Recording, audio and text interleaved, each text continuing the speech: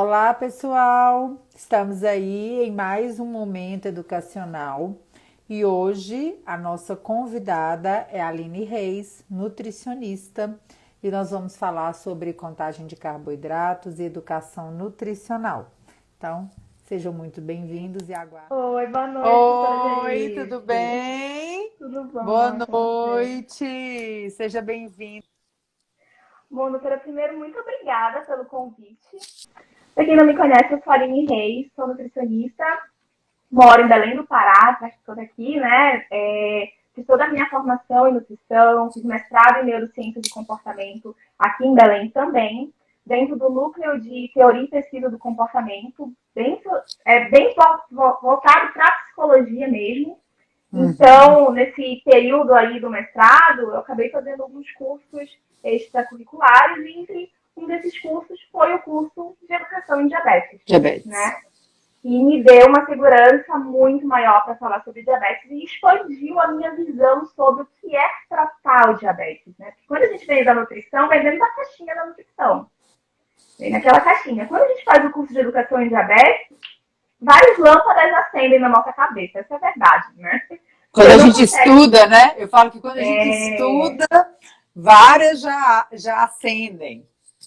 Você não consegue mais ver o paciente que tem diabetes, a pessoa com diabetes da mesma forma, né? Você acaba sempre indo para todos os âmbitos do tratamento, mesmo que só para checar algumas coisas. E o meu mestrado foi com pacientes adultos com diabetes tipo 1.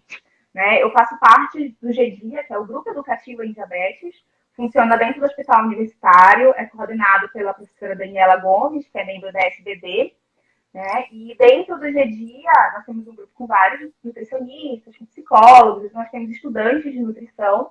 E dentro do GDIA a gente pratica, né? A nossa atuação está toda pautada na educação em diabetes, juntando com a educação alimentar e nutricional. Né? No meio termo aí a gente faz contagem, faz outras oficinas. Então, está juntando aí esses dois eixos. Eu não tenho diabetes. Muita gente me pergunta, mas você tem diabetes? Não tenho. Eu Essa é tenho das perguntas que a histórico. gente mais escuta. Você tem diabetes? Porque geralmente quem vai trabalhar com diabetes, existe muito isso, né? Eu tive diagnóstico na infância e acabo indo para o ramo da saúde para me entender, inclusive. Não tenho diabetes, eu tenho histórico na família, por parte de pai, de diabetes tipo 1 e diabetes tipo 2. E caí realmente de paraquedas, a convite da coordenadora do dia a dia. E falei, olha, quer saber? Vamos criar esse grupo, vamos fazer pesquisa. E estamos há praticamente 4 anos dentro do dia a dia, cada vez mais frutos. Então, a educação alimentar e nutricional ela é um campo de atuação do nutricionista, né? Onde a gente fala justamente alimentar e nutricional, porque quando a gente fala em alimentar, a gente está falando do alimento em si.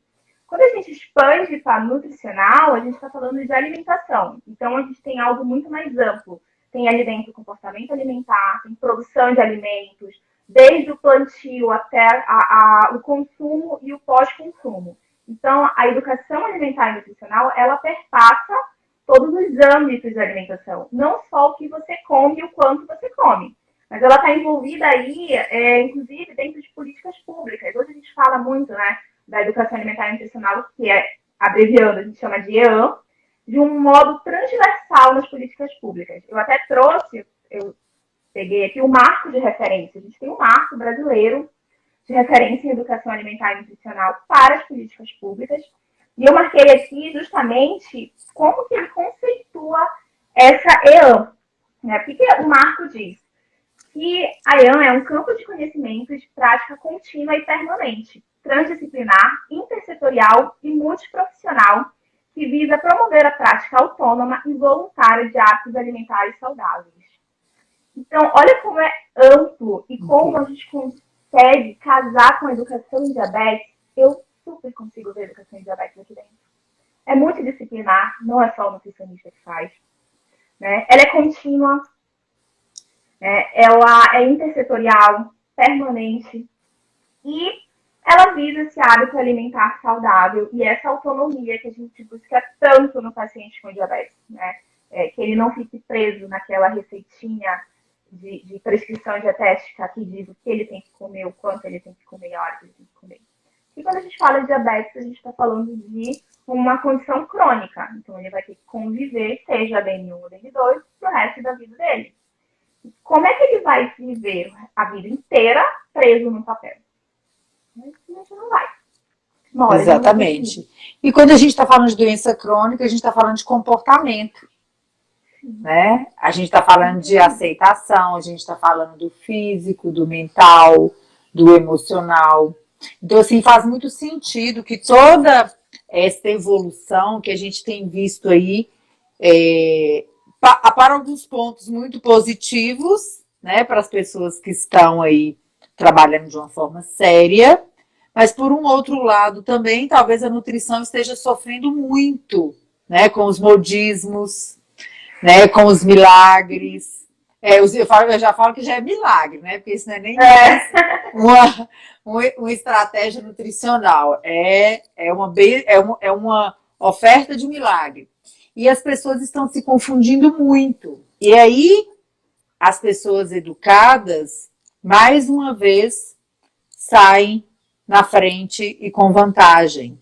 Porque elas sabem triar aquilo que elas estão ouvindo, né? Então, acho que isso, hoje, principalmente na nutrição, é fundamental, né? Porque as pessoas que têm esse conhecimento, essa amplitude, elas dão conta de fazer a diferença. Por exemplo, 20 anos atrás, mais ou menos uns 15, 20 anos atrás, as pessoas aceitavam dieta de passar fome, né?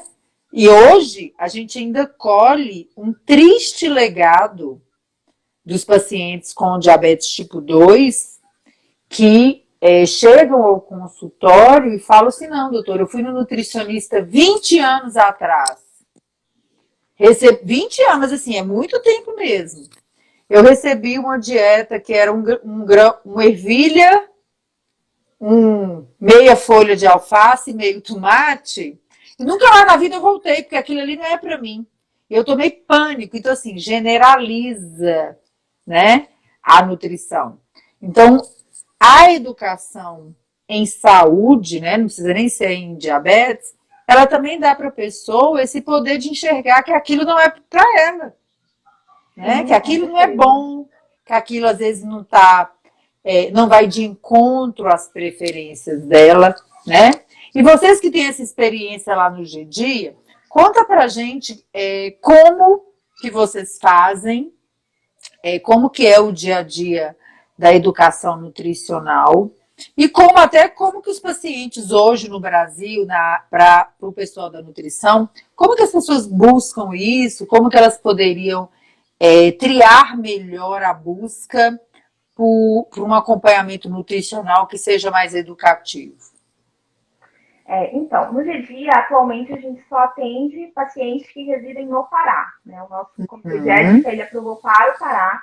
Nós somos um grupo educativo que é um projeto de extensão da Faculdade de Nutrição da UFPA. E a gente atua dentro dos bairros porque a nossa coordenadora também é uma das orientadoras do programa de mestrado acadêmico em diabetes, lá do Hospital Barros Barreto. Então, os pacientes eles vêm encaminhados ou pela endocrinologista do hospital, por esse setor de endocrinologia, ou da Santa Casa, ou por outros profissionais mesmo, até mesmo de consultórios particulares. A gente recebe demanda espontânea, né? O número contato é direto com a equipe mesmo de nutricionistas, a gente marca de acordo com a gravidade do caso, né? Hoje em dia a gente já pergunta a hemoglobina glicada, para tentar entender um pouquinho como é que está a situação, até por conta da demanda. Até o início da pandemia, tínhamos uma salinha, agora nos reinventamos para online. Todos nós. Todos nós. Super nos reinventar para online. Achávamos que não íamos dar conta, inclusive, mas estamos dando. Então, hoje a gente atende uma vez só na semana e existe todo o processo que esse paciente passa com a gente, né? Primeiro, ele tem uma consulta onde nós utilizamos um protocolo chamado roteiro de hábitos, em que a gente vai investigando cada eixo do tratamento. Aplicação de insulina, monitorização glicêmica, alimentação, atividade física, Ali a gente também já aplica entende a parte sociodemográfica desse paciente, porque é muito importante entender se esse paciente está tendo acesso aos insumos necessários, se ele compra, se ele recebe pelo governo, né? A gente também tenta entender isso. Então, nessa primeira consulta, a gente entende ali o contexto do paciente. Nas demais consultas, a gente tem todo um processo educativo, né? A gente estava fazendo uma oficina de alimentação saudável, baseado no Guia Alimentar para a população brasileira, que divide, né, os alimentos entre in natura, minimamente processados, processados e ultraprocessados. A gente não passa a prescrição dietética, né, em hipótese alguma. Nós trabalhamos efetivamente EAN, educação em diabetes, e toda a parte comportamental. A gente sempre explica que não é uma consulta. Nós temos vários, é um acompanhamento. Né? Eu faço, inclusive, isso em consultório particular. É um acompanhamento. Em uma consulta a gente não faz milagre. No diabetes, essa é a verdade. Então, quem dirá nem na vida inteira a gente vai conseguir, quem dirá numa consulta. Né? As consultas duram aí, em média, entre 45 minutos e 1 hora, são consultas longas. Tem a equipe praticamente inteira em cada consulta. E aí essas oficinas são oficinas baseadas, essa primeira no guia. Nós não temos um perfil de restrição alimentar, então a gente não tem nenhuma orientação do tipo, você precisa cortar, você precisa eliminar determinado alimento. A gente ali mostra por que tem que consumir carboidrato, proteína, gordura, né? Quais são os alimentos fontes de cada um. A gente explica também o impacto glicêmico de cada tipo de nutriente na curva glicêmica. Isso é uma educação ali em diabetes com a EAN misturada, né? Uhum.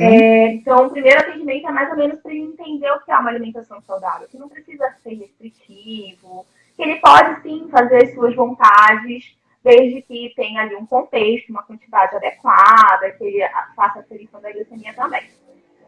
Os outros atendimentos, né, o segundo geralmente é uma oficina de rotulagem, até porque a gente já está preparando o paciente para a contagem. Como somos focados no DM1, a gente não pode ignorar a contagem. Né? A contagem é o supra-sumo ali do DM1 para o tratamento também dá certo.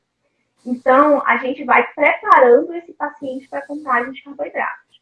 Claro, que 1 hora ou outra, a gente recebe um paciente que realmente não tem condições de fazer contagem, seja por transtornos psiquiátricos, seja por alguma outra intercorrência, né? E aí a gente tem que orientar de uma outra forma, mas no geral a gente vai caminhando para a contagem.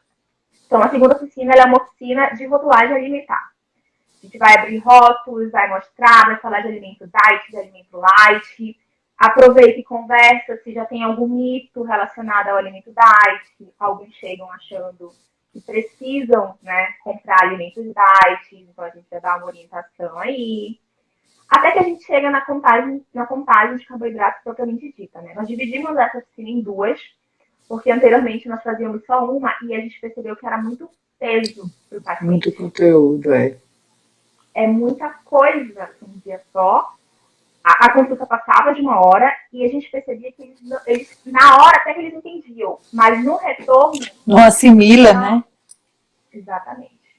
Então a gente cortou essa oficina em duas, né? Fizemos uma parte onde a gente ensina o paciente até fazer a contagem do carboidrato do alimento. Para flexibilizar essa alimentação, que está ali envolvido com a glicemia pré-prandial, vai determinar a dose de insulina posteriormente, tudo isso a gente vai explicando até esse paciente receber toda a instrução de como que ele vai contar os carboidratos.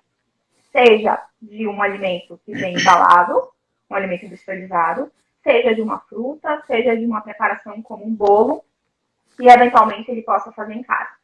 Então a gente vai até aí. No outro atendimento, a gente reforça o que foi feito anteriormente. Aí sim, a gente vai falar sobre bolo de alimentação, bolo de correção, fator de sensibilidade, razão de carboidratos. Aí a gente adentra. Claro que algumas vezes a gente precisa voltar para a oficina anterior, porque a gente percebe que não fixou. E aí não fixou, exatamente. Não tem jeito, né? E aplicar, na verdade, não tem nem jeito. E ele tem uma consequência aguda seja uma hipoglicemia grave porque calculou uma dose maior, ou seja, começar a entrar em um quadro de hiperglicemia crônica, é muito arriscado. Então, a gente prefere mesmo reforçar o máximo possível, né, os conceitos anteriores, até realmente chegar nessa fase de calcular a dose de insulina, porque a gente entende isso como algo muito arriscado para ele levar sem entender anteriormente. E a educação, que é uma coisa importante o pessoal entender, né, Aline? Que a pressa é inimiga da perfeição. E a educação, ela é continuada. Diabetes é a ciência da repetição. Cada pessoa tem seu ritmo de aprendizado. Tem pessoas que são mais executoras, elas conseguem aprender mais rápido, né? Elas pegam mais rápido. Não quer dizer que elas são mais inteligentes, é o perfil da pessoa. Tem outros que são mais detalhistas, que precisam de mais tempo, que a jornada é um pouco mais longa, mas para um ou para outro, ela é sempre continuada. Então a gente tem que ter essa questão também do aproveitamento, e as pessoas, que é uma coisa que a gente sempre fala com o pessoal, né? As pessoas têm que aprender a falar se entenderam ou não, se querem que repete ou não. Né? Termos clareza na nossa jornada educacional com a equipe que te acompanha, né? Porque eu falo o seguinte, diabetes não é uma coisa, pode até ser simples, mas fácil, né? Fácil. Tem muitas demandas. Exatamente. Então, quantas vezes a gente... resposta muito grande. Exatamente. Às vezes, quando a gente está no consultório explicando uma coisa difícil e a pessoa está assim, já na hora que acaba, assim, vamos começar de novo, porque com certeza você não pode estar entendendo. Não é possível que está tão fácil assim. Porque isso, né? Isso demanda muita energia da equipe, demanda energia da pessoa, demanda energia da família, e tá tudo bem se a pessoa não entender tudo de uma vez, né? É normal, faz parte, porque não é fácil. Por isso que é educação continuada. Porque, por exemplo, quer ver? Tem 2 exemplos dos últimos dias dos meus pacientes. Uma paciente foi no consultório, a gente fez uma revisão sobre fator de sensibilidade, bolos de correção, conta inversa, tempo de insulina ativa. Aí fizemos testes na hora. Tudo bem? Tem alguma dúvida? Não, tá claríssimo. Entendi tudo. Isso era umas 11 horas da manhã. Quando deu umas 7 horas da noite, a mãe mandou mensagem. Aqui, a gente pode repetir tudo novamente? Porque eu acho que eu tô fazendo uma confusão na minha cabeça. Eu falei, podemos. E lá fomos nós para ligação no WhatsApp. Revisamos tudo de novo. Um outro paciente que tem lata, que vai no consultório uma vez por ano, e assim, sabe bastante coisa, por sinal. Ele, hoje de manhã, ele falou assim, aqui na minha cabeça, em algum lugar tá passando algum flash de um dia que a gente conversou sobre as contas inversas dos bolos de correção, mas eu não sei por que eu tô achando que eu não tô fazendo isso. Você pode repetir para mim? Aí na hora que eu repeti, ele, nossa, eu tô achando que eu preciso consultar com mais frequência, viu? Porque eu não tava muito lembrando. E não é uma questão de ser mais esperto ou não, ser mais inteligente ou não, ter uma memória melhor ou não. É porque o conteúdo é muito grande. E a gente tem que estar sempre repetindo. E uma coisa da atualidade, eu não sei se você percebe muito isso na prática, é que a tecnologia é uma coisa maravilhosa. Ela ajuda demais. Ela é uma bênção na vida de todo mundo, né? Graças a Deus que existe. Só que a comodidade da tecnologia, embora ela ajude por uns lados, várias coisinhas do dia a dia vinculado à tecnologia faz o povo esquecer mais quando não está com ela, né? Então, por exemplo, bomba de insulina é uma maravilha, mas é tão fácil que quando a bomba dá defeito, a pessoa às vezes acorda e fala assim, ops, e agora? Nem sei fazer mais isso, né? Por isso que é educação continuada. A gente tem que estar sempre revisando, porque uma hora você pode precisar e na maioria das vezes você vai precisar. Né? Os aplicativos também são uma bênção, facilitam, mas será que no dia que ele travar, você vai estar lembrando de algumas coisas. Então, uma coisa que eu sempre falo com o pessoal aqui na live, Aline, é o seguinte: para de preguiça, gente, de entrar São tantos canais educativos, né? Tantas lives, tanta gente disposta a dividir o conhecimento. Às vezes as pessoas entram e falam assim: ah, isso aqui eu já sei. Ah, lá vem vocês com essa mania. Isso aqui eu já escutei bastante, tá, Aline? Lá vem vocês com essa mania de educação. Fala que é mania, né? Lá vem vocês com essa mania, né, de educação. Mas é uma coisa importante porque no dia a dia a gente vê muitos erros que são detalhes. Conta pra gente um pouquinho, Aline, dessas dificuldades no dia a dia que estão no detalhezinho da contagem da educação e não no grande. Acho que o principal, quando a gente fala de detalhe, assim, que mais vem na minha cabeça é dificuldade matemática. Dificuldade em regras de 3. A gente estava um dia desses discutindo numa reunião do dia a dia entre profissionais e estagiários, né, e decidimos começar a fazer alguns vídeos para tentar deixar no nosso Instagram, justamente para quando o paciente, opa, peraí, mas como é que faz isso mesmo? A gente vai lá e compartilha com ele. Para reforçar, vídeos curtos, né?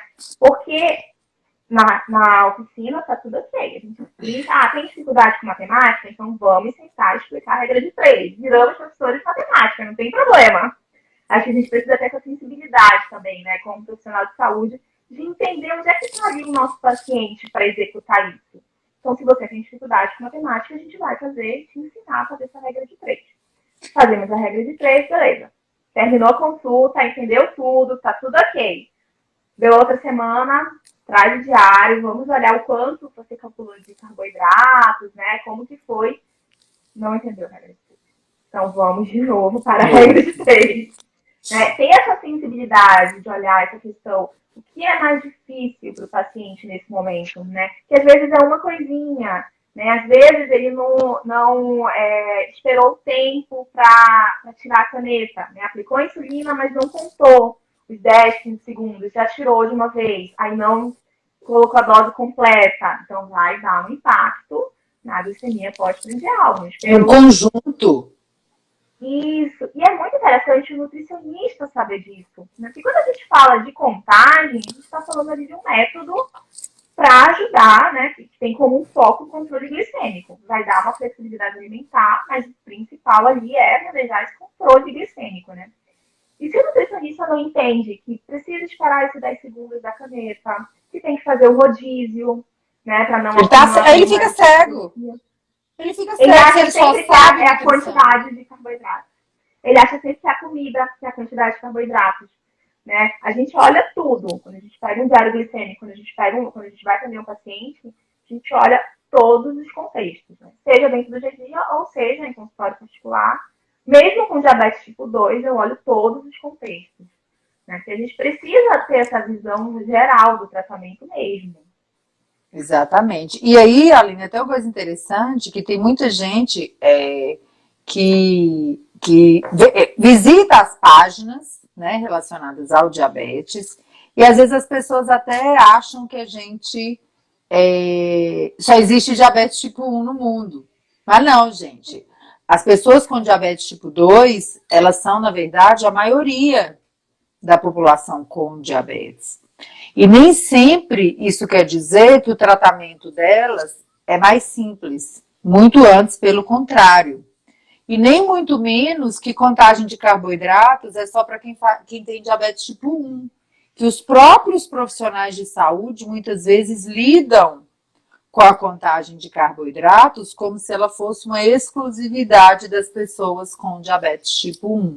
Né? Então, todo mundo que tem diabetes pode fazer contagem de carboidratos. O que vai depender é o método que será melhor para você naquele momento.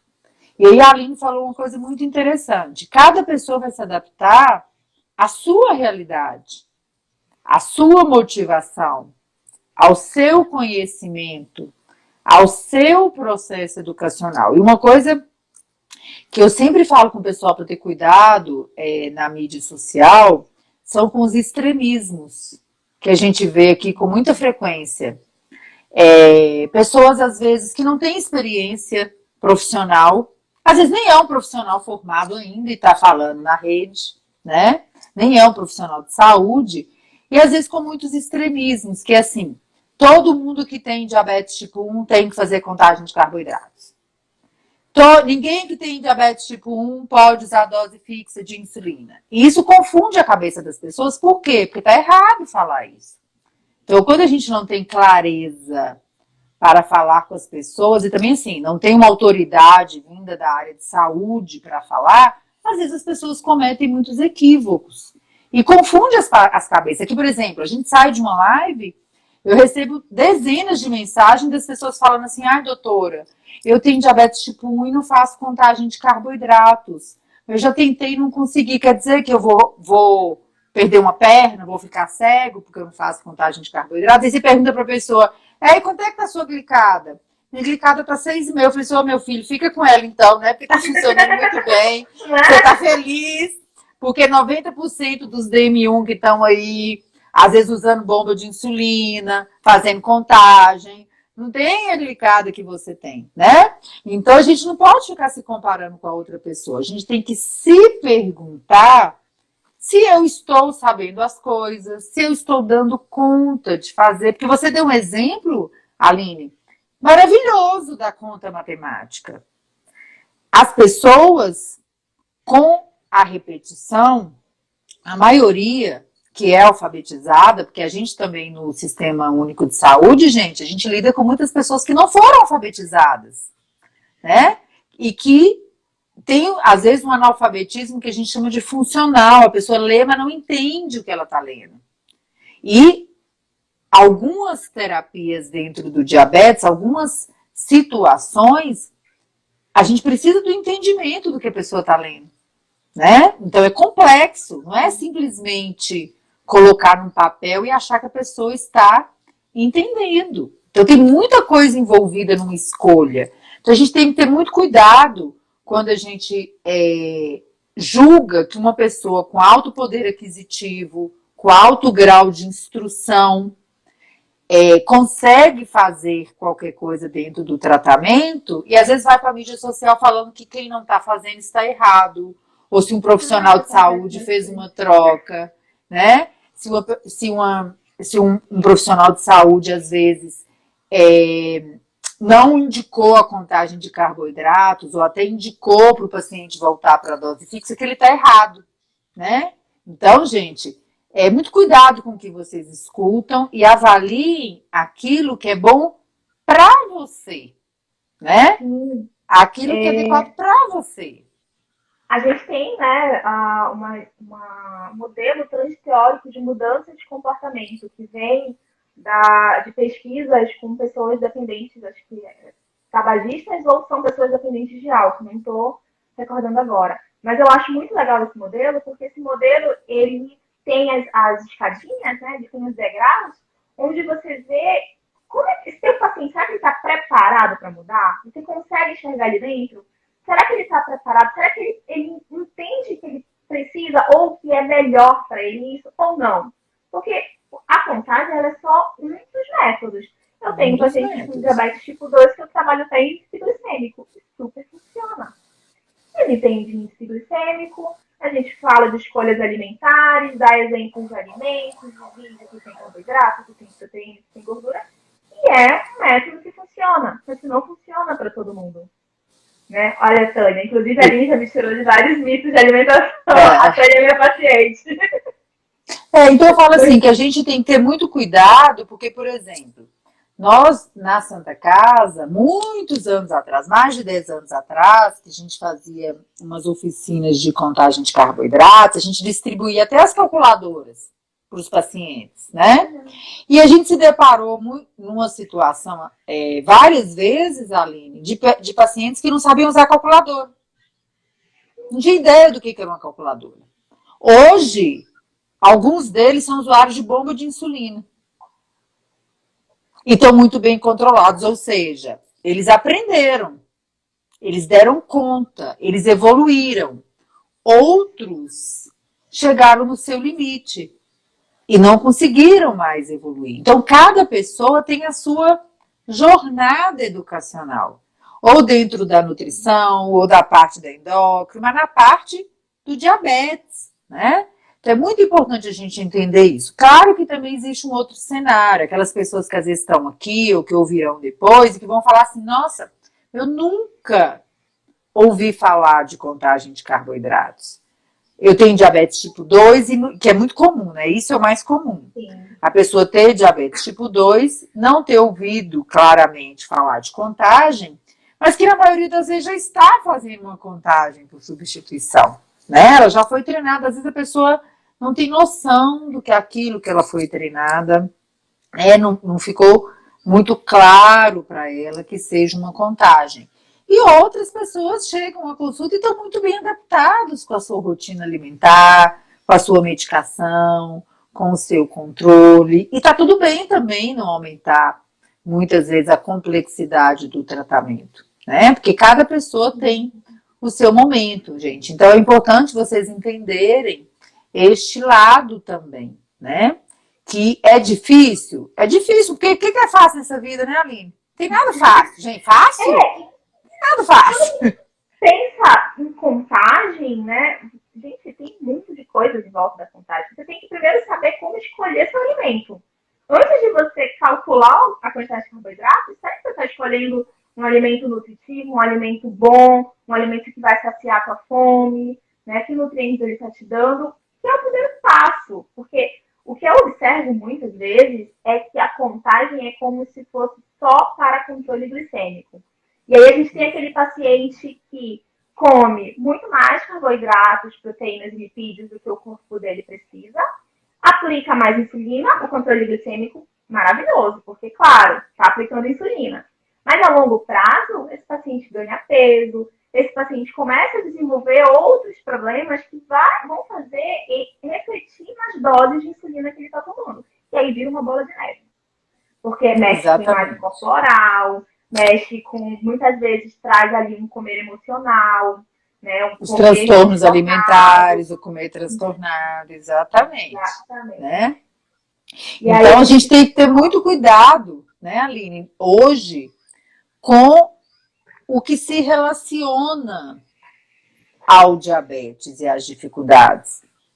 Uma das coisas que você tocou no assunto muito bem, os transtornos alimentares, né? As dietas restritivas são um dos principais fatores de risco para os transtornos alimentares. E muitas pessoas acabam se deparando com um novo diagnóstico na vida, que às vezes começou anos e anos atrás, com restrições alimentares, com mitos em torno da alimentação que são escravizantes, né? Então as pessoas, eu falo assim que pessoa, a coisa mais simples que tem para você aprender a se conhecer dentro da sua vida é você parar e se perguntar: eu estou bem? Eu estou me sentindo bem? O tratamento que eu estou fazendo está me deixando feliz? Ou está me deixando angustiado, está me deixando aborrecido? Não é assim que eu ansioso, queria. Exatamente, porque muita também gente tem o fica outro lado. ansiosa. Tem as pessoas que não têm a meta glicêmica que desejam, mas tem aquelas pessoas que têm um controle glicêmico muito rigoroso dentro da meta, mas que têm uma qualidade de vida horrível. E Sim, diabetes não é só número, né? Diabetes exatamente. não é só número, a pessoa não é um número. Né? Então a gente precisa olhar esses dois lados e a alimentação, que é a base do tratamento, gente, hoje, nessas transformações, nesse mundo digital, nesses modismos que a gente está ouvindo, eu entendo no consultório, Aline, não sei se para o seu lado talvez você até veja mais do que eu, que é um dos pontos que tem trazido mais sofrimento para os pacientes.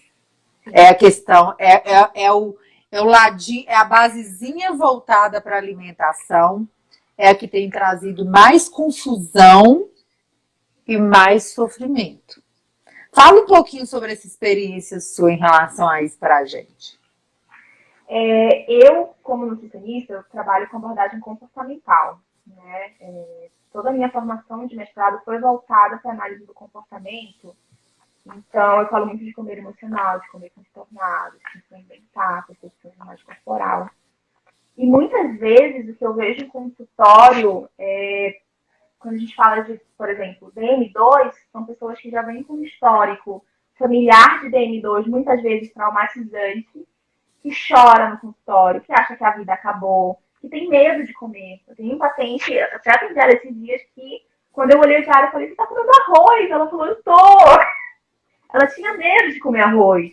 Ela não comia, ela ficava com fome, não porque ela não tinha comida em casa, porque ela tinha medo.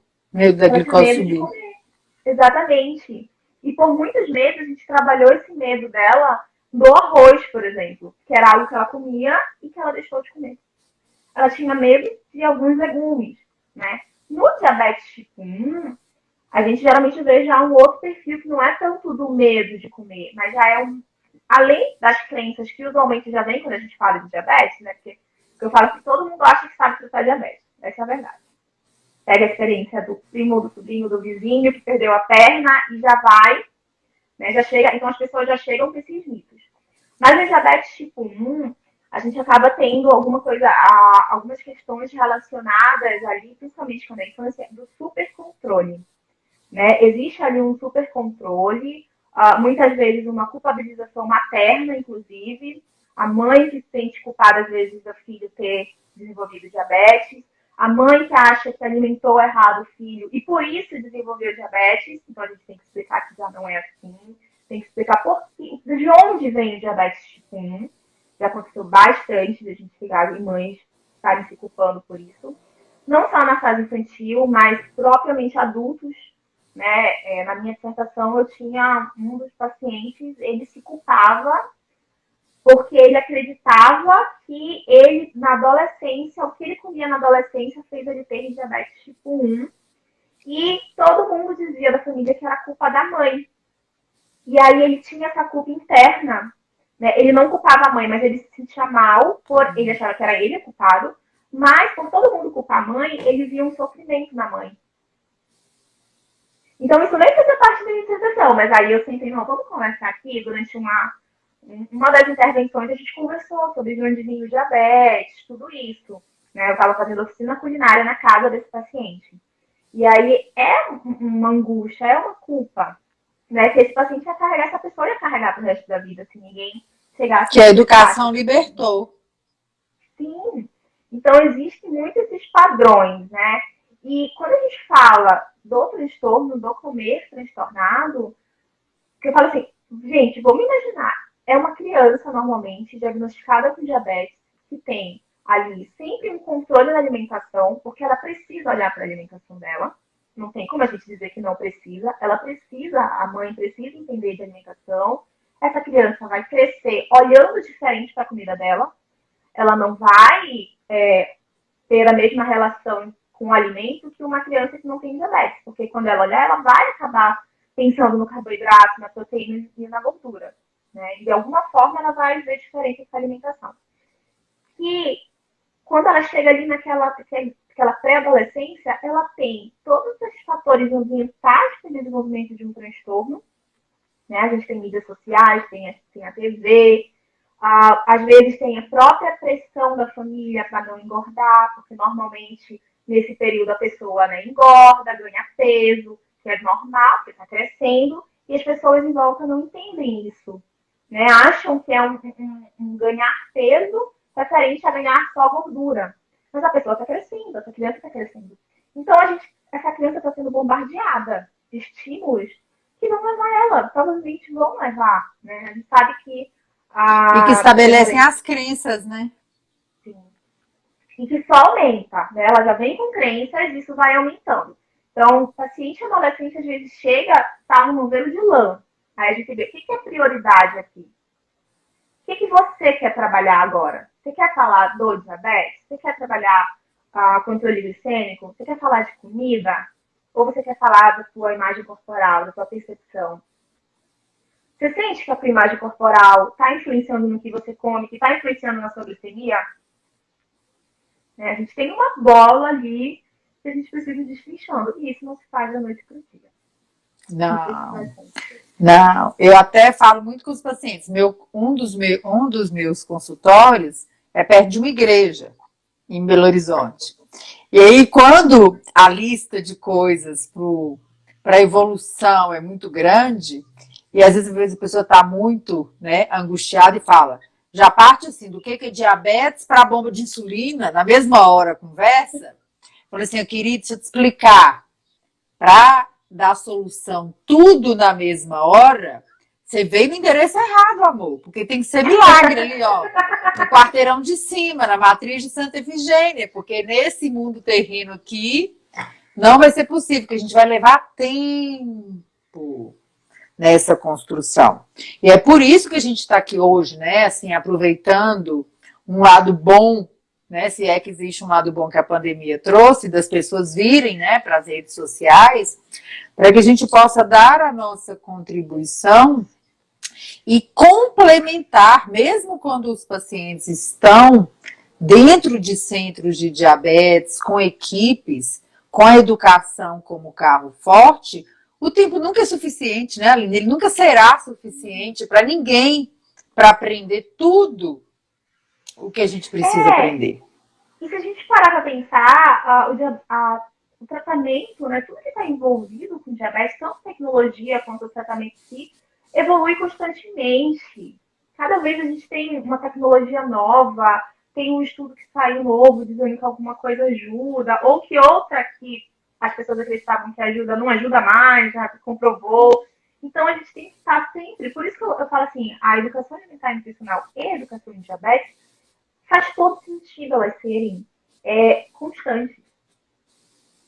Exatamente. Porque a receita, eu falo, a receita é muito fácil, as pessoas precisam desapegar. Eu falo que tem que desapegar do médico, né? Tem que desapegar da receita médica e achar que tudo é o comprimido, tudo é o injetável e que com aquilo ali você vai resolver todos os seus problemas, né? E assim, não raramente a gente escuta pacientes no consultório que estão tão apegados a medicamento que falam assim, doutora, eu prefiro comer qualquer porcaria, me dá um remédio de colesterol aí. Eu só faço assim, sai. Vai-te, meu filho. Isso é coisa de falar? Não, porque você imagina, se todo mundo tiver como parâmetro que o comprimido vai resolver o seu problema, vai estar com dois problemas. Vai perder a chance de aprender a ter uma vida melhor e ainda vai encontrar um medicamento que não vai resolver todos os seus problemas. Né? E essa versão na nutrição é a dieta prescrita. Né? Aquela dietinha prescrita. É a versão do medicamento na nutrição.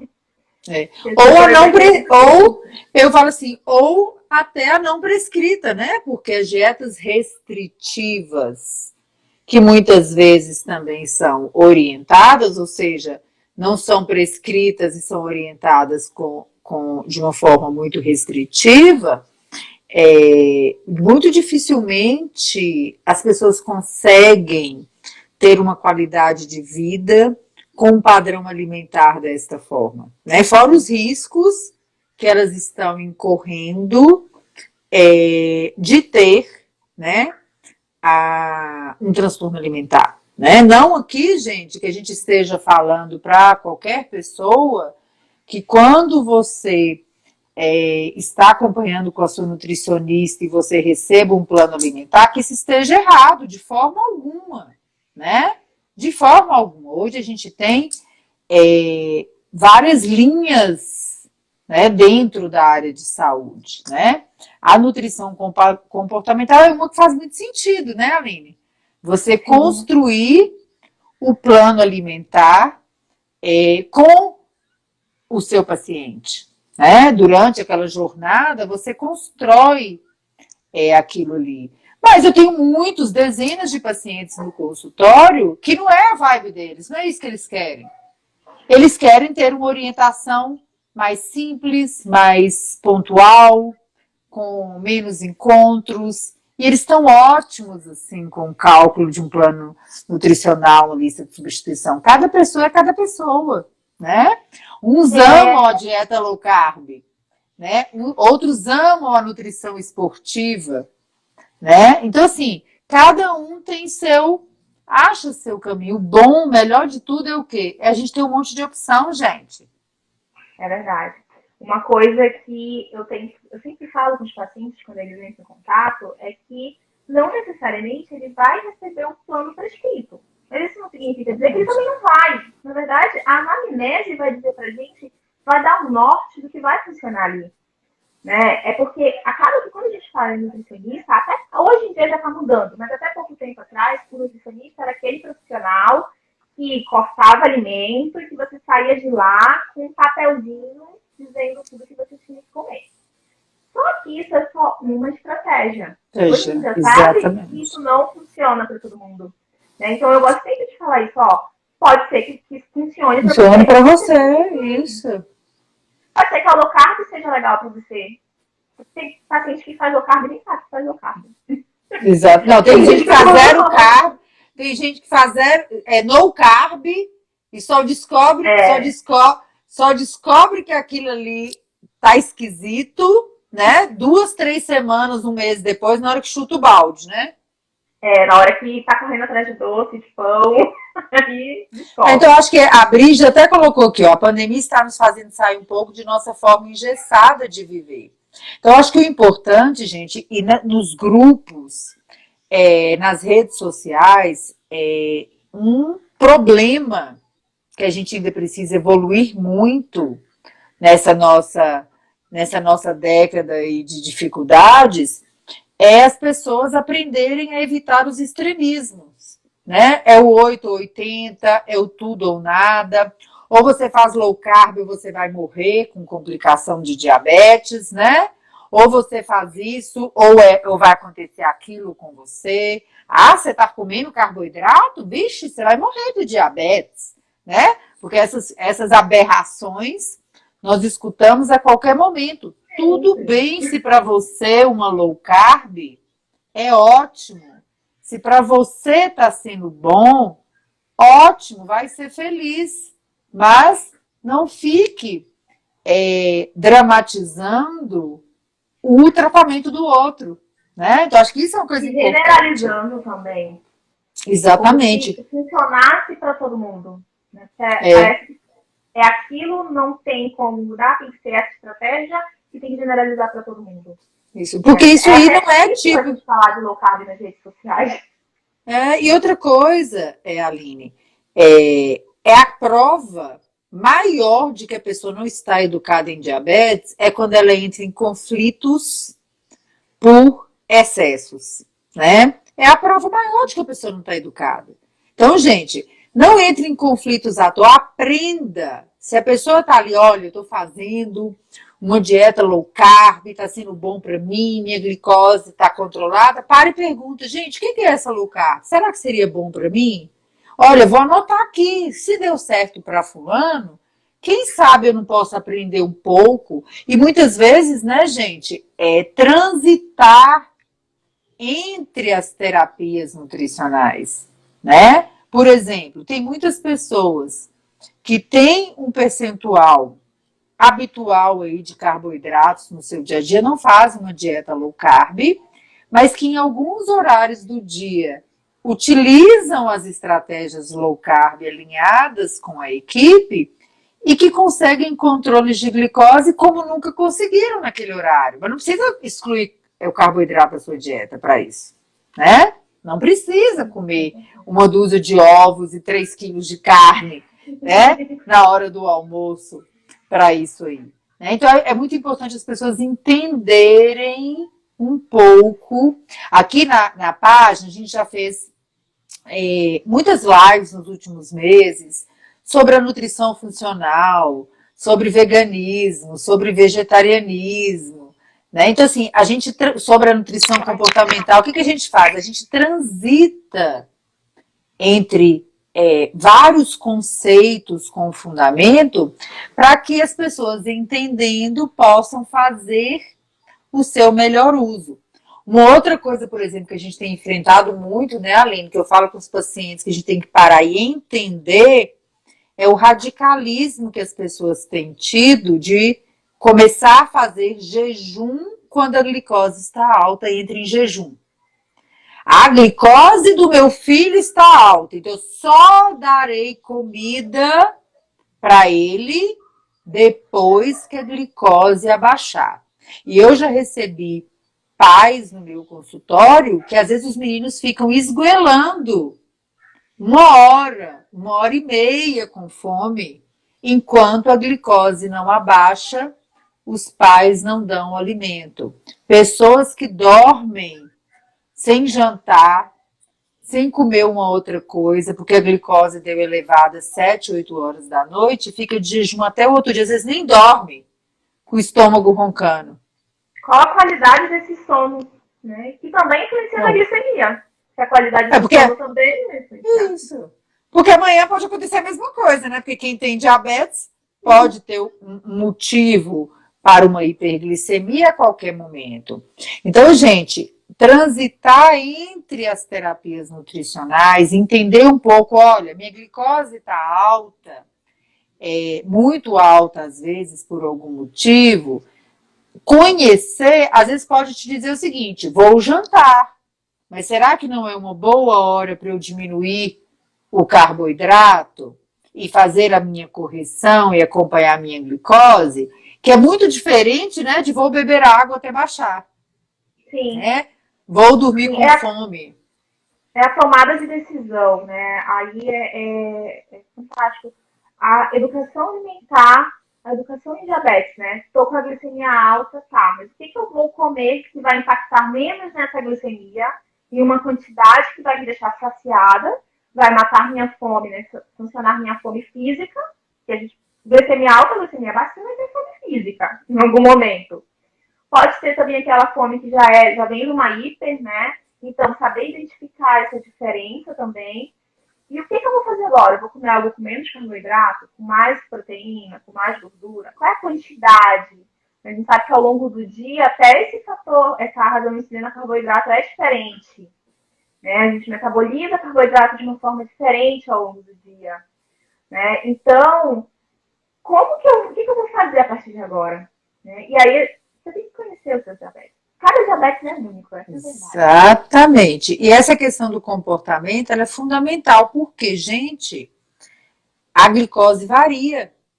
Você tem motivos diferentes na sua vida para ter variabilidade da glicose. Se todo momento você for ter uma atitude que possa causar ansiedade, estresse, um certo sofrimento, uma restrição na sua vida, prepare-se, porque você vai viver a vida toda assim. Vai. Porque você não vai ter glicose dentro da meta 100% do tempo. Então, muitas pessoas chegam no consultório, Aline, com comer transtornado, às vezes já com transtorno alimentar, claro, ansiedade generalizada, pânico do profissional de saúde, dos acompanhamentos com as nutricionistas. Por quê? Porque a pessoa sai de um momento com diabetes e cai em outro. E aí, muitas vezes, na hora que passa uma semana, um mês, um semestre, um ano, a pessoa para e fala assim, eu passo o dia inteiro fazendo só isso. Me adaptando ao diabetes com uma vida que às vezes está desorganizada, né? Do ponto de vista assim, da calma, da clareza para poder entender as coisas. Então, quando a gente bate tanto na tecla, gente, da educação nutricional, a gente está batendo na tecla do quê? Do conhecimento que transforma, né? Da autonomia. Exatamente. Aqui, ó, a Tânia, acho que é Tânia, né? Colocou assim, ó, quando soube que estava com diabetes, uma pessoa me disse que a única fruta que eu poderia comer era abacate, porque não tinha açúcar. Né? Então eu falo, a gente tem que ter cuidado com a língua, né, gente? Para não falar as coisas que a gente não sabe. As pessoas têm que ter manter. Eu falo que manter a boca fechada quando a gente não sabe do que a gente está falando é uma bênção, né? Porque assim, a gente pode evitar o sofrimento de muita gente. Imagina se a Tânia não tivesse procurado uma explicação para isso e tivesse até hoje comendo abacate só, né? Que coisa que Verdade. seria. Assim É, como tem muita gente que não come fruta, porque fala que sim, é você doce. acredita que tem frutose também. Tem frutose, não pode comer fruta. Exatamente. Tem outras pessoas que não tomam adoçante porque acreditam que vai dar câncer. Tem outras pessoas que não comem nada debaixo da terra porque acreditam que vai ficar cego se comer. Né? Então as pessoas têm que se perguntar. É, um dos maiores mitos, eu acho que ainda é que não pode comer açúcar. É uma das coisas que É, precisa tomar adoçante. Então, a gente já chega decidido que ele tem que tomar adoçante, mesmo ele não gostando, né? E que não pode açúcar. Até você manejar isso, ficar calma, não é assim. Né? Existe a quantidade de açúcar. Uma coisa que eu sempre gosto de falar, né? Que momento você gosta de tomar açúcar? É no cafezinho? É num suco? É o quando? É no bolo? Vamos tentar manejar isso. E se você faz questão de um café com açúcar no final do dia, quanto de açúcar você vai colocar aí? Às vezes, gente, dá para colocar no plano do paciente. exatamente. Tranquilamente. Né? Dá para colocar tranquilamente e não tem impacto. Né? Então, tudo é uma questão de como você encara, com quem está se É, orientando. Eu falo muito de procurar alguém que realmente trabalha com diabetes.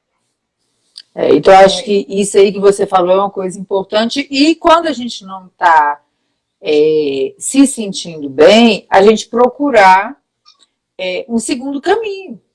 Né? Porque às vezes o profissional que está te acompanhando, ele não está formado para aquilo. Tudo bem, gente, procura outra pessoa.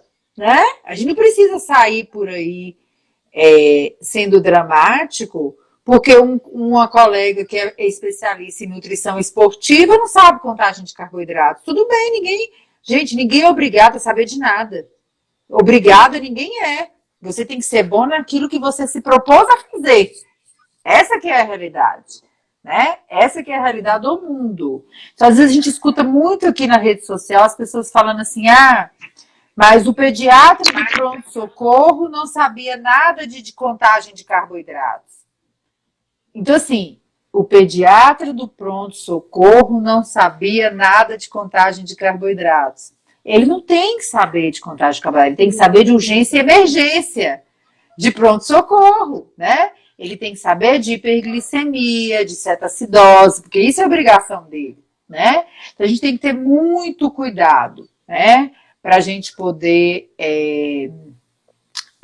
interpretar aquelas coisas que a gente ouve, né? Eu já escutei de um profissional de saúde que era perigoso para a pessoa com diabetes fazer a low carb, né? Depende também, gente, né? Quem é essa Depende. pessoa? Quem é essa pessoa? O que a pessoa está chamando de low carb? Porque em quase 100% dos pacientes que eu estou recebendo atualmente, Aline, não é low carb, é no carb. É carboidrato nenhum no dia a dia, né? As pessoas estão comendo ovo, carne e folha. Então, assim, é muita gente que está chegando assim. E tem mais um ponto, né, nessa questão do ser perigoso. Qual é a história de vida desse paciente em relação à alimentação? O que ele aprendeu? Né? Será que ele já é o paciente que veio de várias dietas antes mesmo do diagnóstico, que tem uma relação péssima com a comida, que é cheio de mitos, que sofre só de pensar que ele tem que comer? Até mesmo qual é a relação da família dessa pessoa com a comida? Tem mais alguém diabético, com diabetes nessa família? Tem mais outra pessoa, tanto Exatamente. DM1 quanto DM2? Então, é uma avaliação, é uma anamnese. A gente precisa olhar e ir destrinchando essa história de vida, destrinchando a alimentação, para poder dizer que, olha, talvez a low carb não seja a melhor opção para você. Ou talvez seja. Seja melhor, né? Vamos tentar diminuindo aos poucos, até um momento onde você consiga chegar numa quantidade de carboidratos que pode estar dentro de uma porcentagem de low carb, que você se sinta saciado, que você sinta a sua fome saciada, que você esteja feliz com o que você está comendo, né? Que você esteja se sentindo nutrido com o que você está comendo, que não prejudique sua vida social e que o seu É um controle glicêmico conjunto, esteja né, bom. gente? É um conjunto, né? Então, acho que é muito importante para quem está aqui, né? Não só os colegas da saúde que estão sempre aqui nas nossas lives, como os familiares, as pessoas com diabetes, que é importante a gente aprender e usar do que está disponível o que é melhor para a gente, sem o radicalismo, né? Então, para muitos, por exemplo, eu tenho na minha equipe diversos ambientes, por exemplo. Eu tenho um nutricionista que trabalha só com a nutrição comportamental. Eu tenho as colegas da contagem de carboidratos, da nutrição esportiva, que nem sempre sabem contagem de carboidratos, né? Por exemplo, a nutricionista comportamental não tem experiência com contagem de carboidratos, só que tem paciente para cada um, diferente momento, né? Então é importante a gente entender esse contexto, porque senão a gente vai viver um mundo que daqui a pouco as pessoas vão falar assim: nutrição só serve se for assim, só serve se for assado. E aí você está fazendo o quê? Você não está individualizando o tratamento. Se você está dizendo que a outra coisa que é bom para uma pessoa não é bom para o restante do mundo, você não está individualizando o tratamento, né? E tratamento, isso aí, qualquer diretriz que a gente lê, é muito claro. O tratamento do diabetes, ele é individualizado. Cada pessoa com diabetes vai seguir a sua jornada. Então, mesmo quando é um pai com um filho com diabetes, a jornada do pai é uma, a jornada do filho é outra. Por um acaso, elas podem ser parecidas, mas nunca elas serão idênticas, né? Porque cada pessoa tem aí o seu universo. Então é muito importante, gente, que vocês entendam isso, principalmente dentro da contagem de carboidratos. Por quê? Porque é uma complexidade maior que muitas vezes, né, Aline, vem sem a base. Sim, com certeza. Como se fossem apenas números para o controle glicêmico. Mas você está Exatamente. comendo comida. Comida, enfim, acesso social também. Você usa comida para socializar com as pessoas.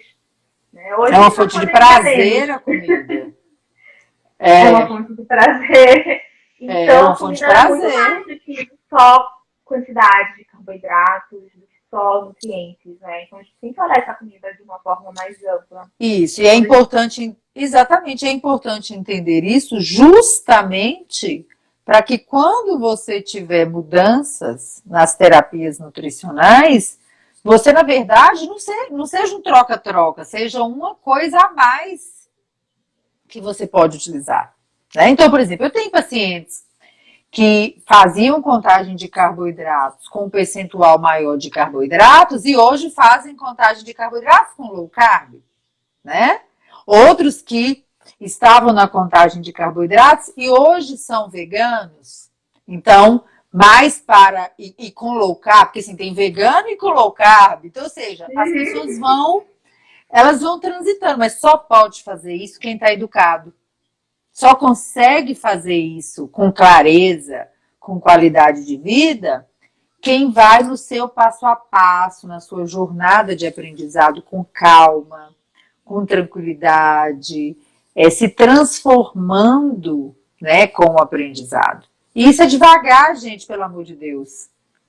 Você falando, eu lembrei de um caso da triagem da minha dissertação de mestrado. Né? Essa questão, lembrei agora, assim, veio do nada na minha cabeça. Eu fiz a triagem com um paciente que ele tinha iniciado a contagem assim por outubro, novembro. A gente estava em fevereiro, final de fevereiro, início de março. Ele aprendeu a contagem na internet. Naquela época, começando com ele aprendeu a contagem na internet. E ele estava muito feliz, porque ele sempre teve um porte físico mais magro, né? E ele queria ganhar massa, ele queria ganhar peso e melhorar o controle glicêmico. O controle estava maravilhoso. Realmente, melhorou muito. Só que nesse período, esse paciente ganhou em média 8 quilos. Cada vez ele usava mais insulina. Cada vez estava virando uma bola de neve. Quando eu fiz o diário alimentar dele e o recordatório, ele tomava hipercalórico de 1.000 quilocalorias no café da manhã e à noite. Sem pensar em outros aspectos da alimentação dele. Um hipercalórico que ele aprendeu num aplicativo de receitas e que ele foi misturando várias coisas naturais, então por isso ele acreditava que estava muito bem, porque eram coisas naturais, amendoim, guaraná, açaí e tudo. Só que isso estava elevando o valor energético dele do dia lá para cima. A quantidade de carboidrato dele batia mais de 300 brincando. E como na dissertação a gente ia manejar um pouco isso, esse paciente resolveu não participar da dissertação. E aí, até conversando com as estagiárias do projeto, eu falei, gente, ele não está preparado. Ele não entende que isso pode ser um problema para ele a longo prazo. Hoje, ele enxerga a contagem deu certo e ele ganhou o peso que ele queria. Infelizmente, ele não está preparado. Ele não está preparado. Talvez ele não queira. A gente tem que entender. Às vezes, o paciente não quer. Ele só não quer. Exatamente, por isso que eu falo com o pessoal que a gente tem que ter muito cuidado quando a pessoa vira as costas para a ciência, para o conhecimento, para a equipe, porque às vezes você constrói uma jornada de conhecimento e enraiza tanto ela na sua vida, né, transforma ela numa crença, que fica cada vez mais difícil você tomar outro caminho. É igual quando a pessoa aplica insulina no local errado, né? Ou por exemplo, eu recebo muita gente aplicando insulina na face interna da coxa. Só que às vezes a pessoa já aplica há 20 anos. Para ela mudar de lado na coxa, aquilo é um processo. Porque a pessoa está Ela pode acostumada. até entender que não é o local mais adequado, mas ela vai continuar aplicando. Se ela não Exatamente. mudar, ela vai continuar aplicando. Exatamente. Outros já têm transtorno alimentar claro, está ingerindo muitas vezes, são pessoas caminhando para anorexia ou já anoréticas, consumindo muita pouca caloria.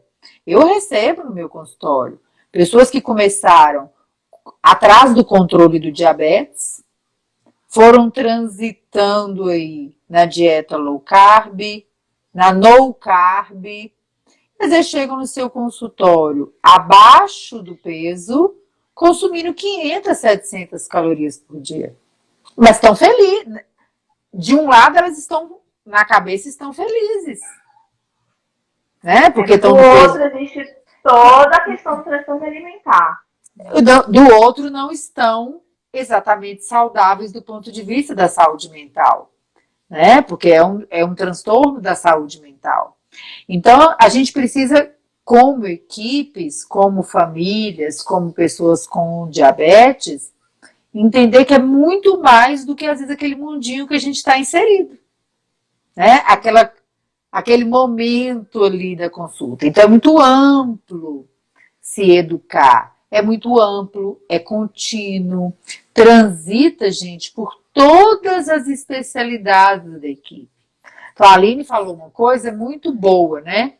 Uma coisa que a gente precisa aprender melhor é que todos os membros das equipes que estão envolvidas no tratamento do diabetes precisam ter um treinamento mais amplo, sair do multiprofissional e tentar adentrar no interdisciplinar ou no transdisciplinar. Né? Porque senão você fica muito restrito e aí, ao invés de ajudar, você perde a chance de colaborar mais.